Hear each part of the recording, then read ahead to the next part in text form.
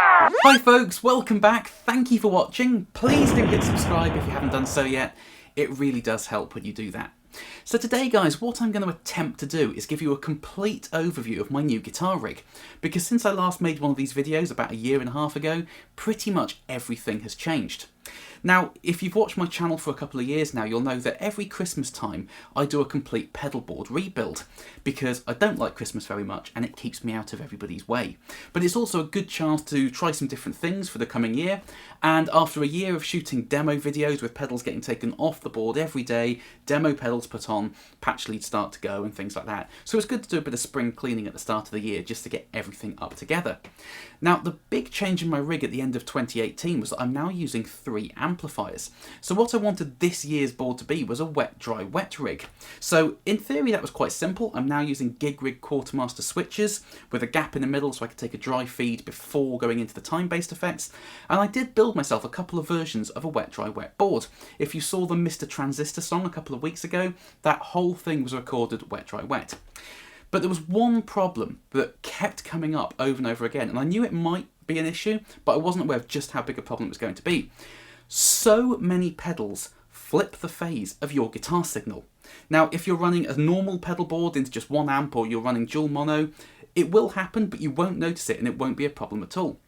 But when you're running wet, dry, wet, if you stand on a wet effect and it flips the phase, your outside 2 amps are now out of phase with your middle amp and the whole sound will be thin and hollow.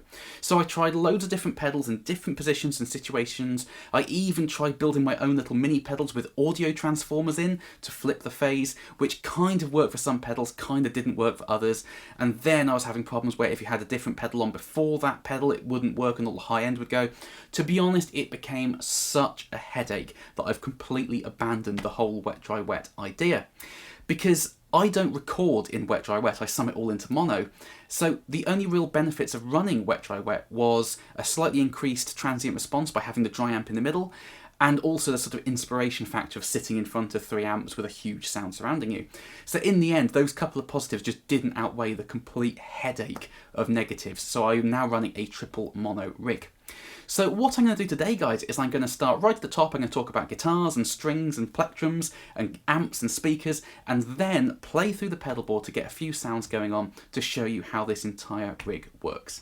Let's start right at the top then. This is the guitar I'm going to be using for the demo today. This is a Gronlund R16 Junior. Now, the reason I love this guitar, aside from the fact it sounds unbelievable, is it is completely handmade in every sense of the word. This is serial number 62. There's only 100 Gronlunds in existence at the moment, and only one other is lefty, so it's pretty unique.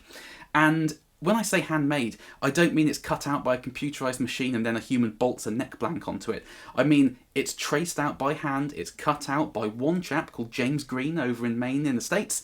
The neck radiusing is done with a spoke shave and a chisel. It is completely handmade, which, if you know anything about me and my channel, keeps me very happy indeed. Now, it has just one pickup in here, being a junior model. This is a Porter Portertron.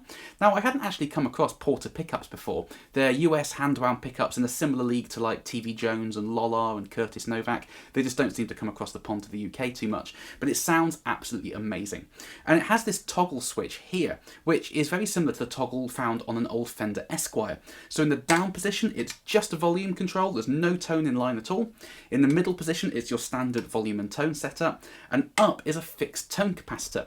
Now, I have upgraded the capacitors in this guitar. The main tone pot is now a LUXE BUMBLEBEE woman tone paper in oil capacitor. And the fixed tone cap is one of my really old 1956 aeroplane spare Sprague capacitors, which I always call my magic caps because they just work so well in fixed tone cap positions. Instead of being your sort of normal cocked wah type effect that we get with fixed tone caps, they are very low capacitance, so they just roll off the shrill high end just a little bit, and it's almost like going from a bridge pickup to a neck pickup going to that position, which for a single pickup guitar is very handy indeed. But they are absolutely amazing. I run those caps in all of my guitars that have a fixed tone cap position. They work so well for that. Now, in terms of strings, I've recently moved to using Newtone Strings, which are handmade in England. And the best thing about these, aside from the fact they sound brilliant, is you can choose your own bespoke string gauge. Now, I use thick strings. These are 12 through 64, and I've always struggled to find an off-the-shelf packet that really works for me. But these, you can completely tailor them. They're a great company to work with, and I'm really, really fond of these at the moment. And for picks, kind of a daft thing, I know, but I've recently bought one, and I say one for a reason, Red Bear pick from the States. Now, these are said to be the closest thing to old turtle shell picks without killing turtles, which as a veggie keeps me very happy as well. Now, whether they are worth the money of what they charge for them, you can look it up if you want. I would say no, they're not. They do sound different to the standard Dunlop Tortex picks that I've been using for years. They have a thicker sound, they feel nicer to play with, they glide off the strings nicely. They're not worth that money, so I'm trying to find a sort of more affordable alternative here in the UK. But I'm really, really fond of these picks at the moment, so I'm going to use that for the demo. So let's move over to the amps and have a look what's going on over there. Here are the amps in the rig. These three are all on all of the time, of course. This is a Cornell Romany Plus, which is basically a 10-watt Fender Tweed Champ with a 12-inch speaker, a 2-band EQ, and its own spring reverb tank, which I've got turned on all the time just a little bit to kind of do that drop shadow effect on the entire rig. It's got a Celestion Alnico Blue speaker in it at the moment, and I've also swapped out one of the 12AX7 preamp tubes for an AT7, so it drops the gain in the front end a little bit and lets me get that 6L6 really cooking. This is a Dr. Z DB4. It's not based on any amp in particular, but it's quad EL84, so it's a little bit Voxy, but not quite. I think this has a fair bit more negative feedback than your standard Vox would have because it doesn't break up half as easy as something like an AC30. And I've got the Celestion Alnico Cream speaker in this one at the moment, which is probably my favourite speaker ever made. It kicks out so much low end, and it really does add a ton of weight to this entire rig. And finally over here, my trusty old Hughes & Kettner Pure Tone combo. A Celestion Alnico Gold in there at the moment, and I run this with the tone stack completely dropped out, so it's just input, tubes, speaker, so it is as pure a circuit as you can get. And this is a kind of 40-watt Marshall Plexi type circuit. These three amps have quite opposing qualities, but that really works when combining amps because they kind of fill in the gaps between each other and sort of add together for a really big sound. And plus, running more than one amp, you get that sort of weird low-end coupling thing going on, which really makes the entire rig thunder. So let's make some noise then. The three amps have their own mics on there, so I can now show you what they each sound like in isolation. So this is just the Cornell.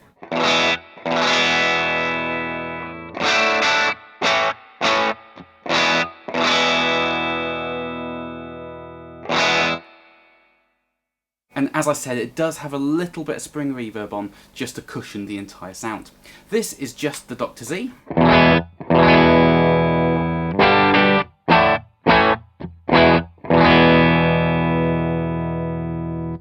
So, mic'd with a ribbon, it does sound a lot darker, but it has a lot more energy to it. And this is just the Hughes & Kettner.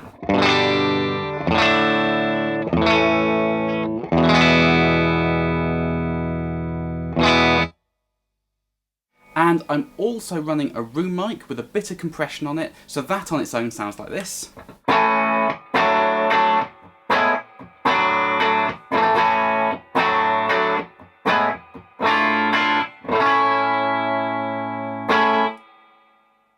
So the three close mics and the room mic blended together, which is what you'll be hearing for the rest of the video, is this.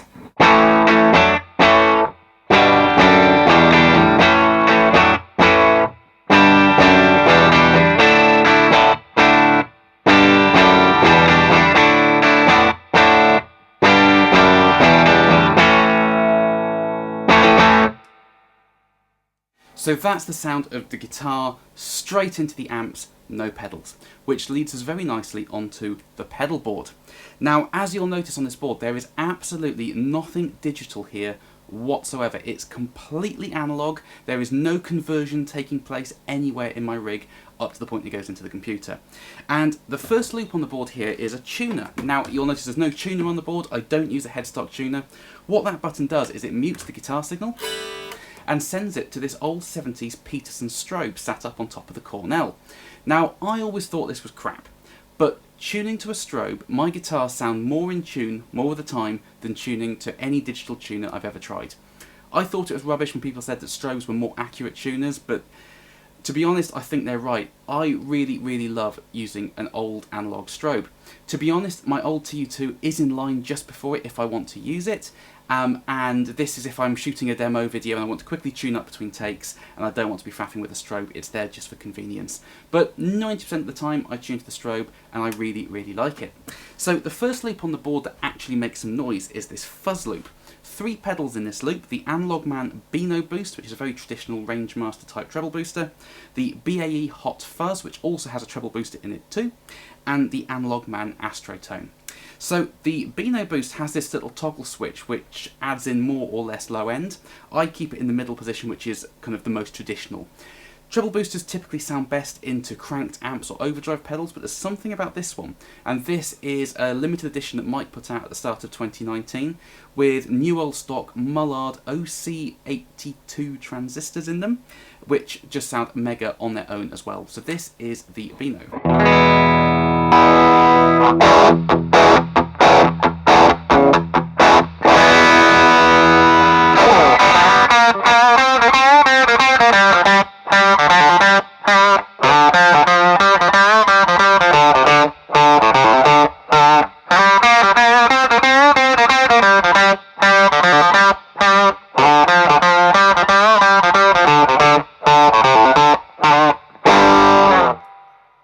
So, big fan of that. Now, the second pedal in the loop here is this BAE Hot Fuzz, which is a silicon fuzz based on an old Colorsound, but it just sounds absolutely huge.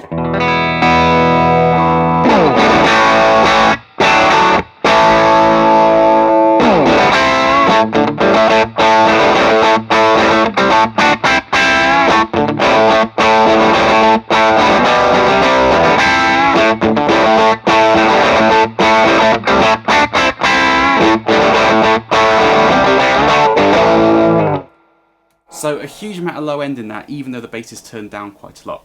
Now, as I said, this does have a treble booster circuit in it as well.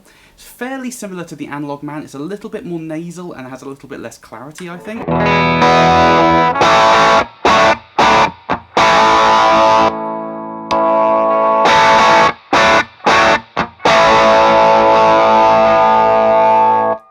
But they are very close. And what I typically do is run the treble booster in the BAE with the fuzz in the BAE, just turned down quite a lot to shape the sound, get rid of a bit of low end and really focus the mids. It works great for that. And the third pedal in this loop is the Analog.Man Astrotone, which it's a very friendly fuzz this. It's more of a sort of distortion pedal to my ears, but it sounds really great stacked into other pedals as well, which is typically what I use it for, but on its own it just sounds really lovely.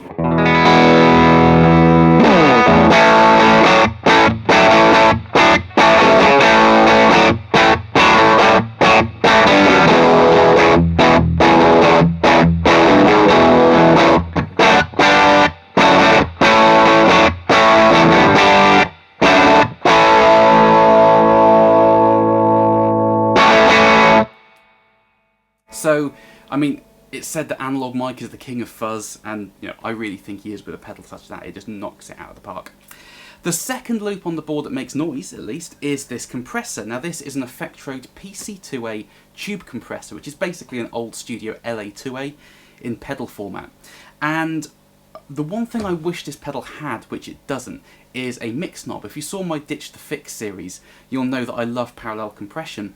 And when I was running a wet dry wet board, I did have this in just the wet amps, so I could get it nice and squishy and still have the dry amp adding in the transients. But of course I'm not doing that anymore.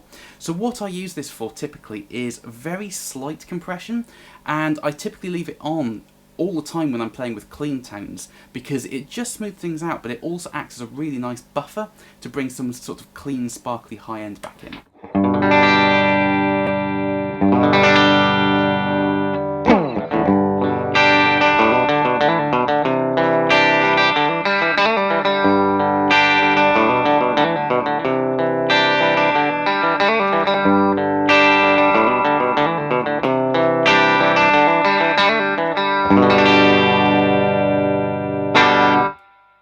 So as we move on to modulation pedals now, I will leave that compressor on for a little bit. Now, I should also say that I run my modulations before my overdrives. It's more common to run them after, but personally I just prefer them running before. So I've got two modulation loops. The first one here is a phaser and a vibrato. The phaser I'm using is this Skreddy Little Miss Sunshine, which is essentially a phase 90 type thing, but instead of using chips to do the modulation, it uses photocells, a bit like a Univibe. But at low speeds, it definitely has that phase 90 thing going on, but it has much more headroom than a phase 90 typically would, so you can really hit the guitar and it doesn't crunch up, which I really, really like.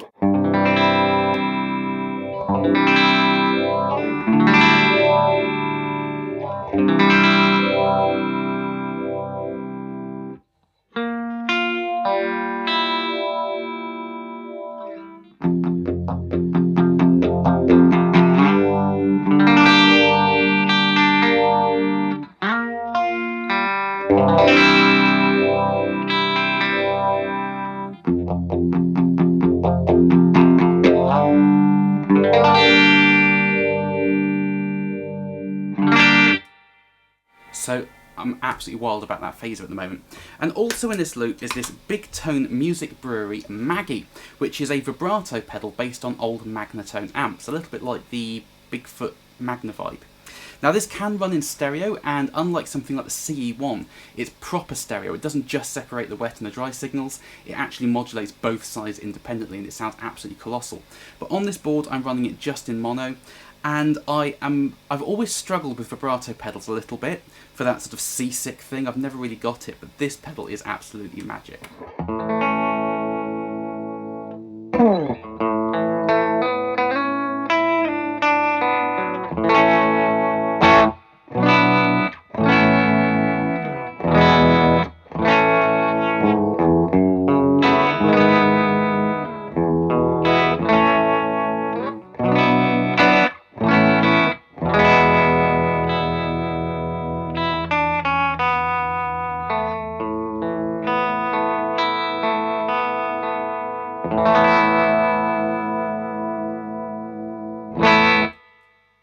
So a huge fan of the Maggie there.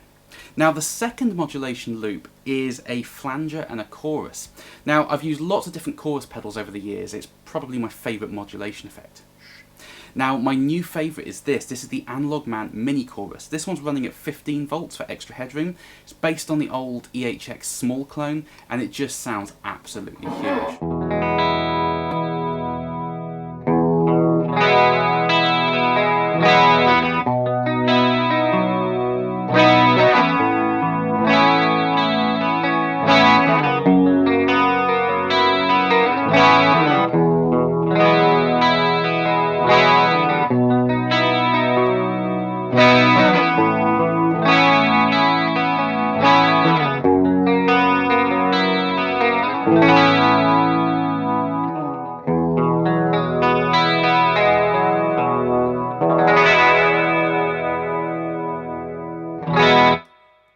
So another absolutely incredible pedal from Analog.Man. And also in this loop is a brand new pedal, and I did a full demo of this pedal not too long ago, so check it out up there now if you like the sound of this. This is the new Retro Sonic Flanger, and I can pretty much show you exactly what pedal it's modelling with just one chord.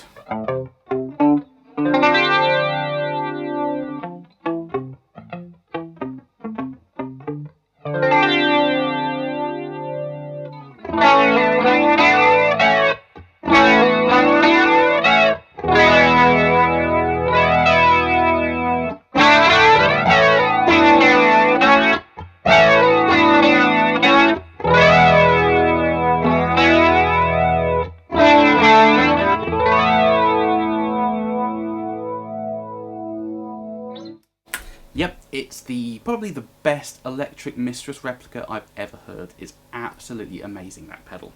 So the first loop with gain pedals in then is this boost loop here. Now I've got 3 different pedals in this loop doing 3 different types of boost.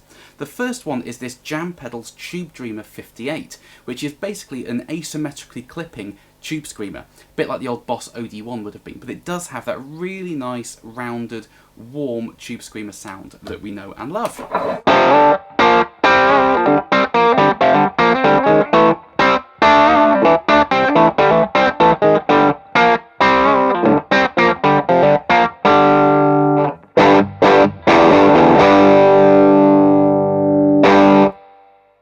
So very, very classic, and I use that generally to boost into another overdrive pedal, but sounds great on its own too.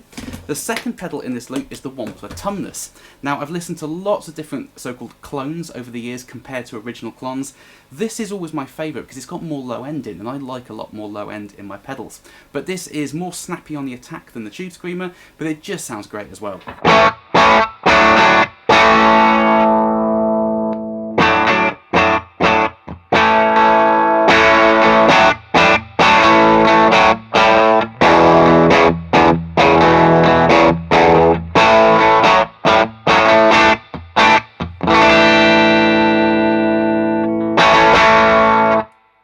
So a really sort of nasal sound, but that will get you heard in the mix, no problem at all.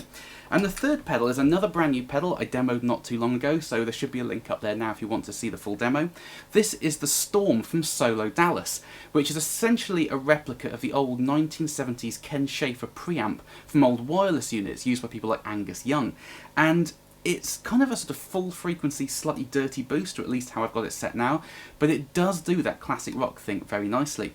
I typically stack this into an overdrive pedal, but on its own it does also have a limiter compander circuit in there, just smooth things out a little bit, and it does sound really lovely for classic rock stuff.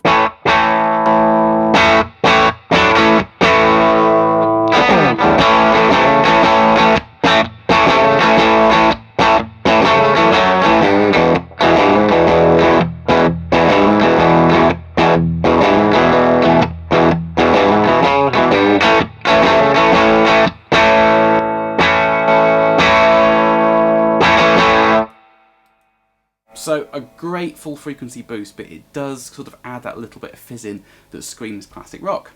Now the next gain pedal is the old favourite, the King of Tone, sometimes called the King of Hype, unfairly I think, because it really does sound amazing. But I'm playing at good volume in this room today.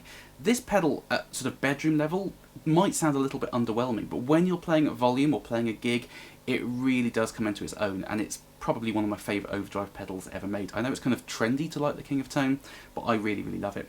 I run mine as two clean boosts stacked into each other. You can use each side independently, but the two running together leads to a really lovely, thick overdrive sound.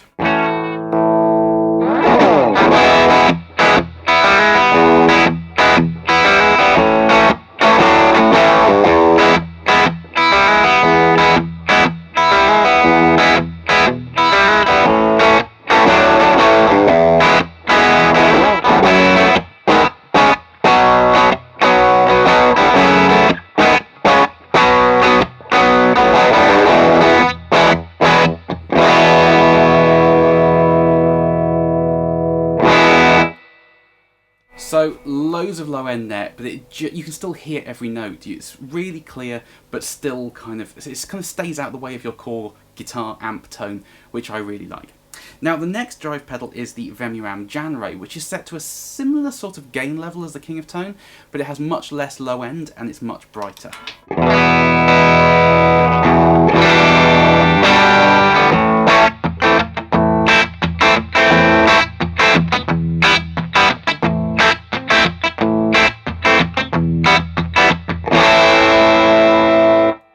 So with a boost in the front end, that is great for lead tone.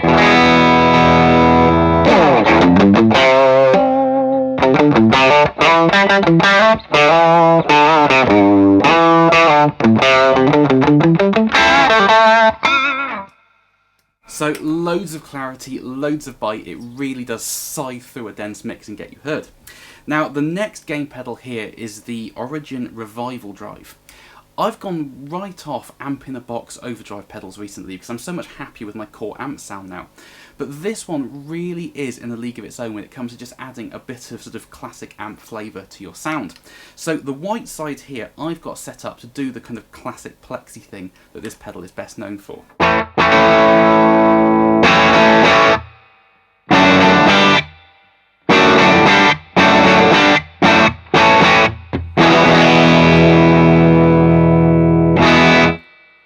So it's big, it's fat, it's meaty. In this room with the amps running at volume, it just kicks you in the chest. It's absolutely massive. But the orange side I've got set up to be more of a sort of clean shaper. So I'll generally run this with the compressor and let's say a bit of modulation. Let's put some chorus on there. And I've got it set to be kind of AC30-ish to add in a bit of that sort of classic chime.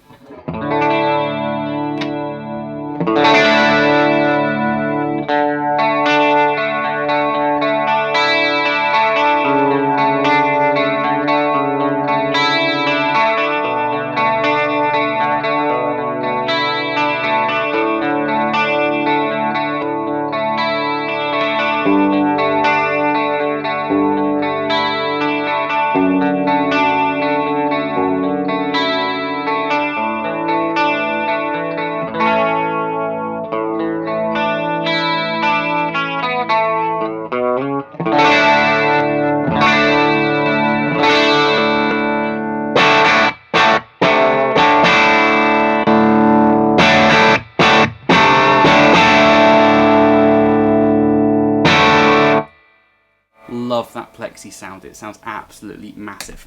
Now this last gain loop here is pretty much the Blackstone Appliances MOSFET overdrive, which kind of fizzes up your sound, but it sits underneath, it doesn't really get in the way, but it just does a really lovely thing that I really enjoy, especially when recording.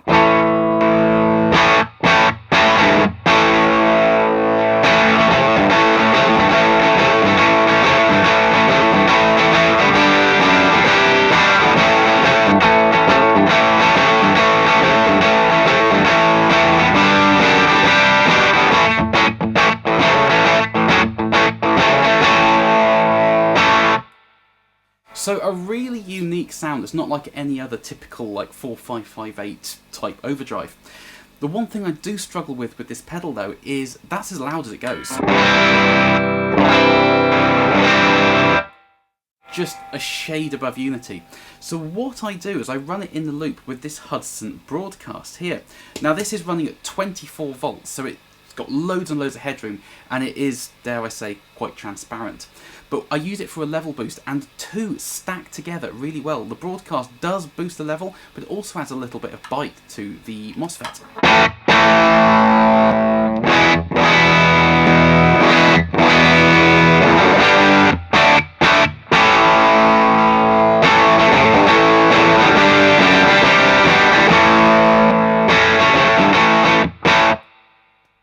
So the two work really nicely together.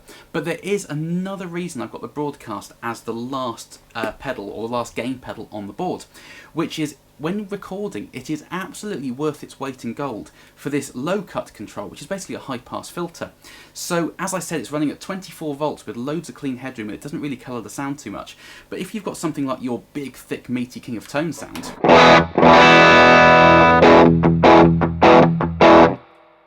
there's a lot of low end in that. But if you just want to tame that a little bit when recording, you can run it into the broadcast here with that low cut turned up a little bit, and it does just shelve off some of those lows and makes guitar parts sit in the mix really nicely.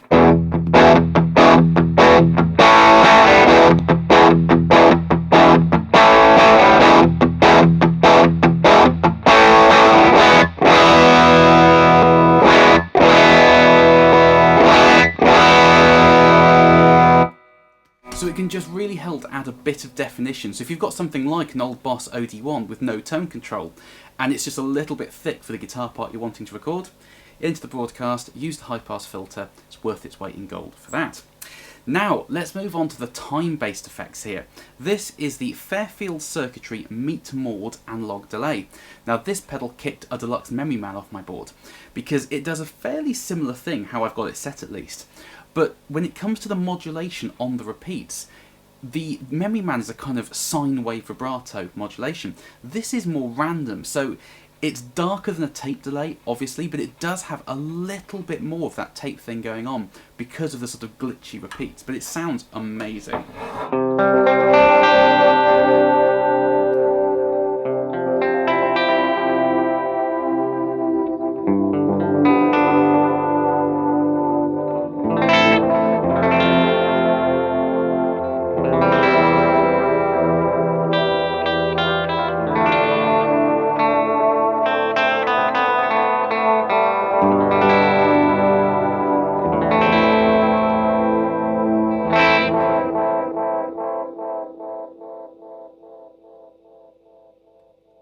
So if you can hear on those repeats, it's not a kind of pure sine wave modulation, it is more glitchy. Especially if I hit a high harmonic, you might be able to hear it a bit better. So it just has that glitchy sort of tape-like sound, which I really like. It's much darker than a tape delay, it doesn't sound like tape, but it brings it one step closer. Now, the second delay I've got on the board is the good old Analog.Man ARDX20. Two sides to this, it's probably my favourite sort of meat and potatoes analog delay. The B side, which is how I have it set most of the time, is just your basic sort of dotted eighth type thickener. I have it set to do the kind of edge type thing.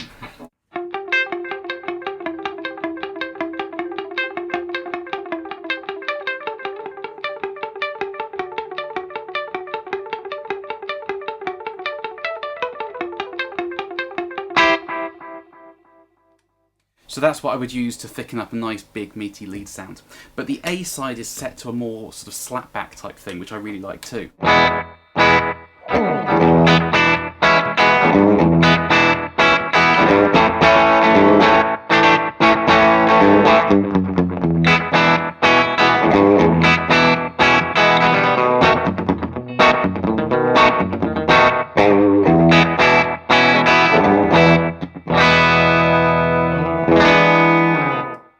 So it works great for that as well. It's brilliant delay. It's good to have two different sort of delay settings in one pedal there. So this loop here is tremolo. Now I was using a different tremolo pedal for years and I really liked it, but when I heard this one it had to go straight on the board because it is magic. This is the Colorsound Tremolo. Now you might see I've slightly modified this pedal. It now has a 9-volt input so I can run it not on a battery, and I've also built in a boost pedal. Because one problem that I find with tremolo pedals is quite often they do have a volume drop, and it's not necessarily an actual volume drop, but because a lot of your signal is being chopped out, it's more of a perceived one. So if I hit the pedal on here, you'll see what I mean.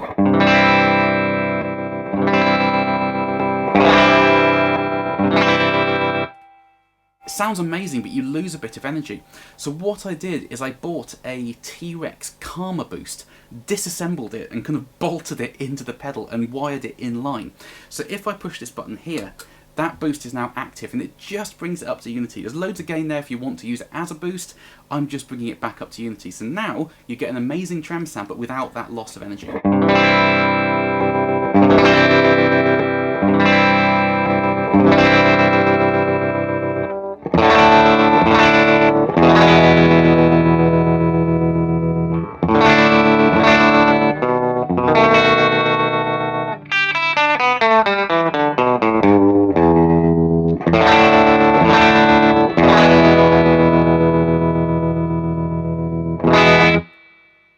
So it's a sort of AC30 triangle wave type thing. It's just so lovely to play. I really like that pedal, especially with the boost.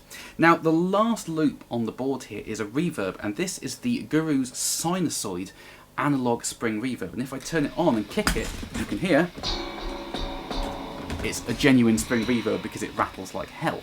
But it's really nice, it's tube driven, it's got a fair bit of hiss on it as you can probably hear now, but that it's worth it just for how this thing sounds.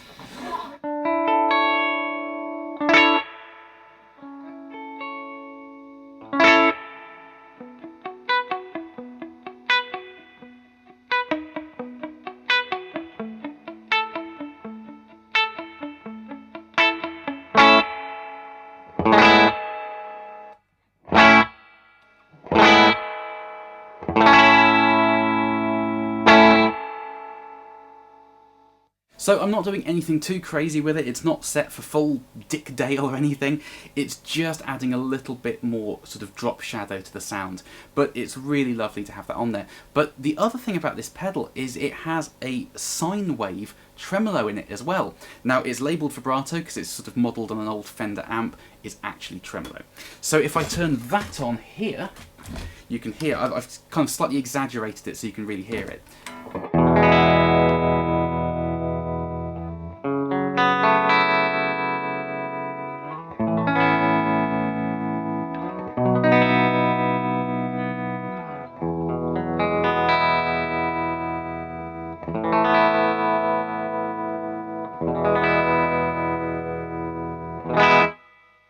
So it's got the reverb and it's got the tremolo, so that is a great pedal to have on the board. It sounds absolutely amazing.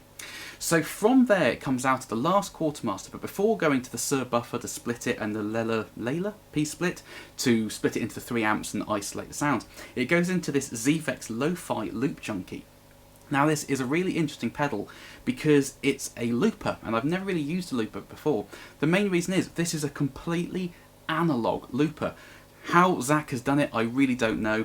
It's very lo-fi, it's got a modulation circuit built into there as well, which makes it sound like an old vinyl record. But it's completely analog, there is no analog to digital conversion going on, which makes it so much more fun for me to use. So if I hit the record button here and play something,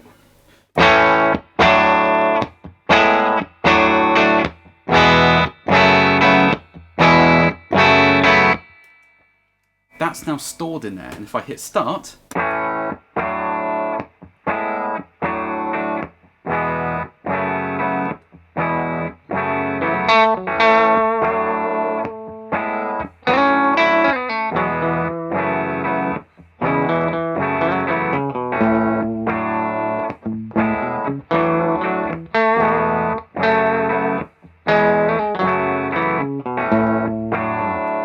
so I'm playing a lot of rubbish there, but it's just so much fun for sitting down and practicing and building a loop into it, jamming over the top, and as I said, it's analog, so how they've created an analog loop pedal, I do not know. You can't do sound on sound looping, but that doesn't bother me. It's just so much fun to play around with, and I'm using it so much recording at the moment as well. It's great for kind of getting really inspired. To finish off then, I'm just going to stack a few pedals together and see what sounds I can dial in. I'm not going to try playing anything in particular, but let's just see what happens.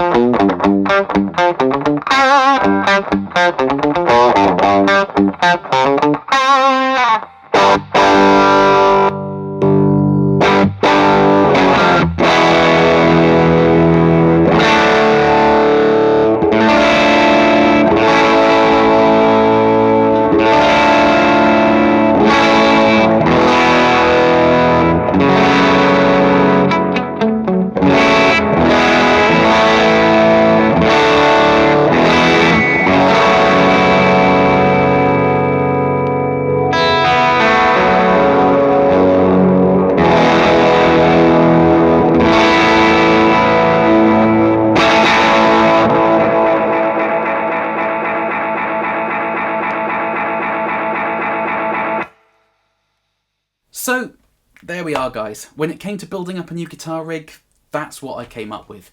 I mean, yes, it's over the top. You don't need to run 3 amps. You don't need a pedal board this size. But to be honest, when it comes to building up a guitar rig, I think the only thing that matters is that it works for you and you find it inspiring to play through.